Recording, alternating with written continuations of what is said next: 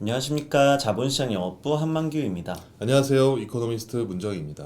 저번 주엔 아무래도 상방으로의 힘이 좀 강했던 한 주였습니다. 네네네. 주요 이슈로는 이제 미국 부채 한도와 중국 4월 경제 지표 발표가 있었습니다. 미국 부채 한도 이슈는 결국 미국 채무 불이행에 대한 좀 불안감으로 그쵸. 연결이 되니까 네. 이제 위험 회피로 인한 원달러 환율 상승 요인으로 보이는데요. 다만 이제 경험적으로는 보통 정치적 도구로 활용되었고 실제 채무 불이행이 된 적은 없잖아요. 그렇죠. 그렇기 때문에 이제 상방으로의 큰 영향을 주진 못했던 것 같습니다. 주 중반에는 중국 4월 경제지표 결과가 예상치를 모두 하회하면서 그럼 이제 중국 및 홍콩 증시가 좀 조정이 되겠죠. 그렇죠. 그러면서 이제 아시아 통화인 저희 원달러도 좀 원화도 약세를 보였고 이제 원달러 환율로는 좀 상승 흐름을 이어갔는데요.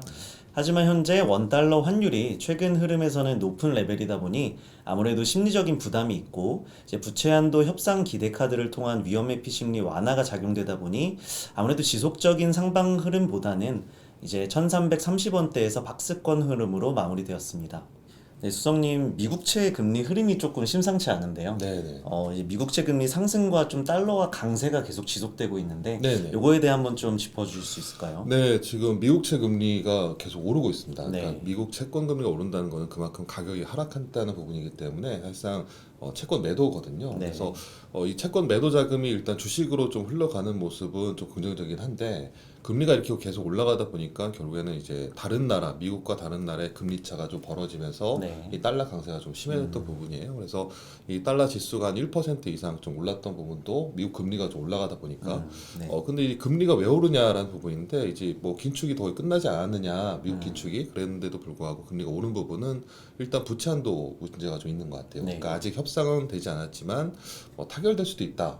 근데 협상이 안 될 수도 있다라는 부분도 있는데 금리가 과거에도 이제 금리가 이 부채 한도 문제 때문에 금리 방향은 일단 잘 풀어지면은 경기에 대한 우려가 좀 덜어지면서 오히려 네, 금리가 좀 올랐고 네, 오히려 잘 안 되면은 불안 심리 때문에 안전한 소요 때문에 금리가 떨어졌거든요. 네, 지금은 좀 잘 타결될 것이다라는 부분 때문에 좀 오른 것 같고요.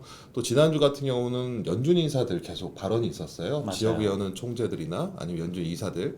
근데 생각보다 상당히 좀 매파적이었어요. 여전히 물가는 높고 연준은 할 일이 더 많다. 그러니까 금리를 더 올릴 수 있다라는 부분 때문에 결국 이제 부채 한도에 대한 얘기가 좀 어느 정도 긍정적인 부분들 거기에다가 연준 인사들이 좀 매파적인 발언을 하면서 시장 금리가 좀 더 오르게 되는 그런 모습을 좀 보였는데 일단 부채 한도 이슈가 좀 지나가는 부분, 그러니까 좀 과도한 불안감에서 조금 긍정적으로 보는 부분은 그러니까 위험 회피 심리가 좀 완화됐다라는 부분인 것 같고 네, 또 채권 금리가 오른 부분도 시장에 좀 긍정적으로 작용을 했습니다. 다만 외환 시장에 있어서는 이 금리가 오른다는 부분 때문에 결국에는 다른 나라의 금리 차가 좀 벌어지면서 오히려 미국 금리, 그러니까 금리 차 확대로 인한 이 달러 강세, 특히 엔화나 유로화가 되게 약세를 보였거든요. 그런 부분에서 이 달러 강세를 보였고 이 달러 강세에도 불구하고 그나마 원화는 그동안에 너무 약세를 보였기 때문에 그동안 다른 통화 비해서도 원화 약세가 좀 제한적이지 않았나라고 보고 있습니다. 네, 그렇다면 이번 주 환율 흐름에서 좀 주요하게 생각해야 될 경제 이벤트 한번 짚어주실 수 있을까요? 네, 이번 주에는 25일 목요일 날이 좀 주목할 부분인데 25일 일단 새벽에는 미국 연준의 5월 FOMC, 5월 초에 있었죠. 그 FOMC 네, 의사록이 새벽에 공개가 될 예정입니다. 그리고 당일날 오전에는 이제 한국은행 금통위도 예정돼 있거든요. 그래서 두 가지 이벤트가 이번 주에는 주목하는 부분인데 FOMC 의사록은 지난번 이제 5월 초에 금리를 올렸던 부분에서 이제 금리 인상이 거의 끝났다라는 네, 분위기였어요. 근데 그 이후로 뭐 고용이 잘 나오고 아니면 연준 인사들이 좀 매파적인 발언을 했지만 의사록 자체에서는 은행에 대한 얘기들이 좀 불확실하게 나올 거고 또 이제 경기에 대한 얘기도 약간 부정적인 영향이 나올 거다라고 보는데 다만 물가가 아직 높아요. 네, 미국에. 그래서 이 물가 때문에 아마 연준 인사들이 아마 도비시하게 완화적으로 발언을 하긴 좀 어렵지 않았을까라고 보고 있고 그래도 일단 은행 부실 문제나 경기에 대한 문제 이런 것들 때문에 약간 완화적인 분위기와 그 다음에 물가 때문에 약간 호키시한 분위기 그렇기 때문에 아마 FOMC 의사록은 약간 중립적인 분위기로 갈 것 같은데 최근에 이제 연준 같은 경우에 이제 시장에서도 연준 인사들도 얘기했고 시장에서도 6월 달에 회의에서 약간 금리 인하의 동결에 대한 기대가 많이 약해졌거든요. 그래서 아마 FOMC 의사록은 달러에는 미국 금리나 달러에는 조금 우호적인 뭐 분위기로 영향을 미치지 않을까라 보고 있고요.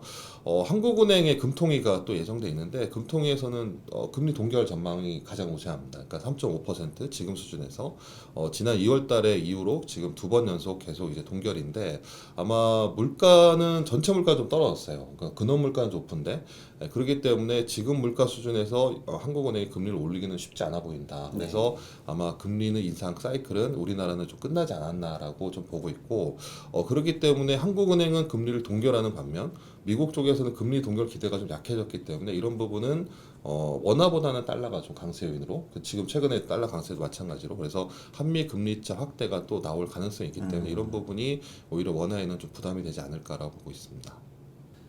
이제 FOMC 이제 6월 FOMC에서 결국에는 이제 동결 전망이 좀 많이 확률이 좀 낮아지고 그렇죠. 있잖아요. 네. 그러면서 오히려 좀 한미 금리 차가 확대되면 원화가 좀 약세를 보일 가능성이 있겠네요. 네. 그렇다면 이번 주 환율 전망은 어떻게 보실까요? 네, 지금 1330원 정도 환율에서 계속 아래는 막히고 있어요. 그래서 네. 여전히 달러 쪽에 매도는 나오지 않고 여기에서는 달러 매수가 나오고 있기 때문에 아직은 달러 롱 포지션, 그러니까 매수 심리가 조금 더 강하다라는 부분이고 최근에 달러 미국 국채 금리도 상승하고 달러도 전 세계적인 달러도 강세를 보이고 있기 때문에 오히려 환율의 하방이 좀 제한적이지 않겠느냐 보고 있고요.